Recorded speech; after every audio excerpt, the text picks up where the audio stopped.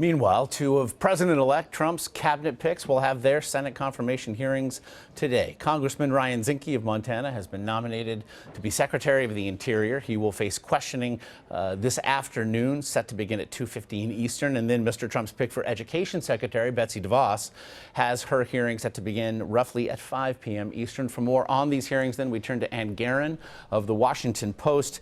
And first to Congressman Zinke again, up for Interior Secretary.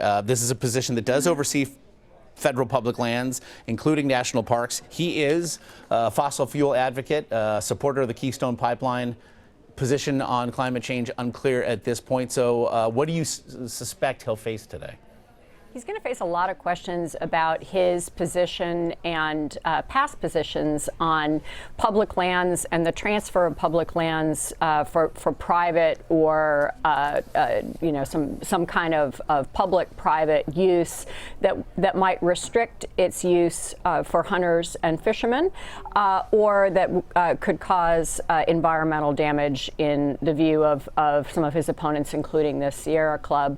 He had a long-standing position that in favor of keeping public lands open to hunting and fishing and not engaging in any kind of transfer. However, he voted as part of a larger package for something that would allow greater drilling rights and restrict some of that access.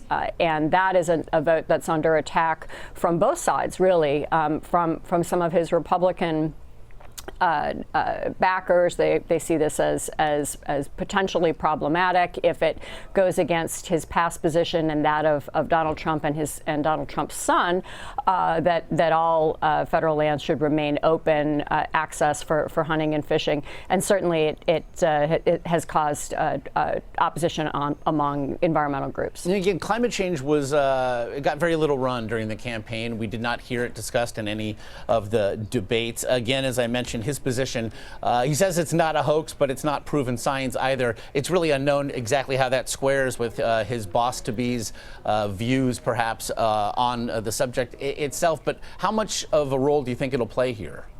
I think he'll definitely get some questions on it, just as Rex Tillerson did last week in his Secretary of State hearings, in part because a lot of people on both sides of the aisle, but definitely Democrats, want to hear from as many Trump nominees as possible on this subject, because, as you say, it was sort of left vague at best coming out of the campaign, and they're trying to pin Trump down on it through his nominees.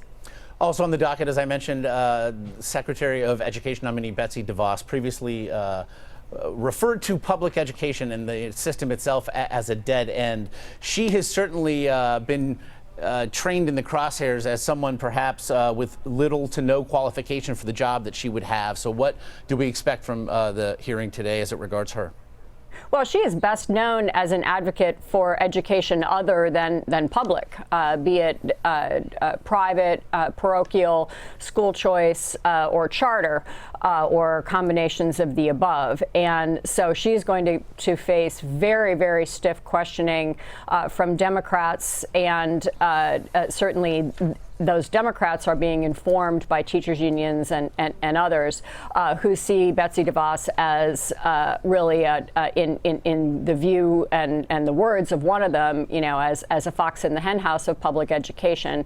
Lots of questions about whether she would actually have the best interests of public education students at heart, or whether she would be looking for ways to use the Department of Education, federal education funds to back the aims that she's backed in the past. That's going to be the subjects 1, 2, and 3 today. Yeah. And I want to get you out of here on this one. And tomorrow, in fact, we're going to hear from Congressman Tom Price, again nominated for Health and Human Services Secretary. But this will now come as we have learned of allegations of conflict of interest and insider trading as it regards the congressman.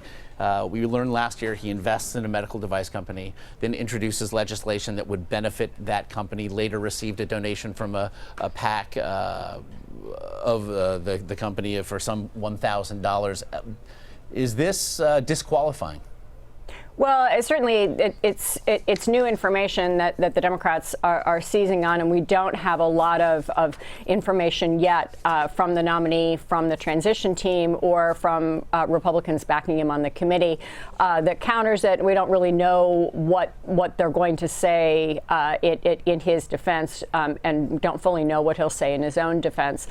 This hearing had been expected to be focused heavily on some of the effects of repealing Obamacare, and now certainly this conflict of interest issue will come up high. Democrats will use it as a way to say that many Trump nominees have questionable business backgrounds or potential conflict of interest, and that they haven't disclosed enough information in order to really get a full hearing and allow the kinds of questions on behalf of the American people that Democrats say they need to ask. It certainly will be something.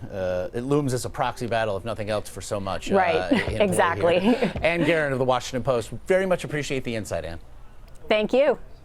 And do be sure to stick with us here for today's Senate confirmation hearings. Again, as I mentioned, 2:15 Eastern, Mr. Trump's pick for Interior Secretary, Representative Ryan Zinke, will begin. And at 5 Eastern, Education Secretary nominee Betsy DeVos will be offering her testimony. As they do begin live, we'll have those remarks for you here on CBSN.